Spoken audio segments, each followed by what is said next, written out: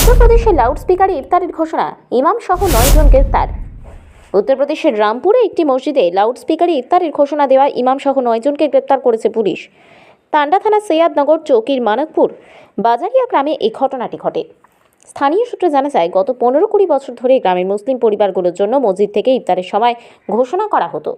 তবে এবার লাউডস্পিকারে ঘোষণার পর হিন্দুত্ববাদী সংগঠনের কিছু সদস্য আপত্তি জানিয়ে বিক্ষোভ শুরু করলে পুলিশ হস্তক্ষেপ করে। পরিস্থিতি উত্তপ্ত হয়, পুলিশ ইমাম সহ 9 জনকে গ্রেপ্তার করে এবং মসজিদের লাউডস্পিকার সরিয়ে ফেলে। এএসপি অতুল কুমার শ্রীবাস্তব জানান, লাউডস্পিকারের ঘোষণাকে কেন্দ্র করে দুই গোষ্ঠীর মধ্যে উত্তেজনা তৈরি হয়, তাই আইন শৃঙ্খলা বজায় রাখতে ব্যবস্থা নেওয়া হয়েছে। স্থানীয় মুসলিমরা এই ঘটনায় হতাশা প্রকাশ করে বলছেন, যেখানে নিয়মিতভাবে আজান দেওয়া হয় সেখানে ইফতারের ঘোষণা নতুন ঐতিহ্য হিসেবে বিবেচিত হলো কেন? অ্যাডভোকেট শরীফ আনোয়ার পুলিশ পদক্ষেপের নিন্দা জানিয়ে বলেন, এটি ধর্মীয় স্বাধীনতার লঙ্ঘন এবং বৈষম্যমূলক আচরণ।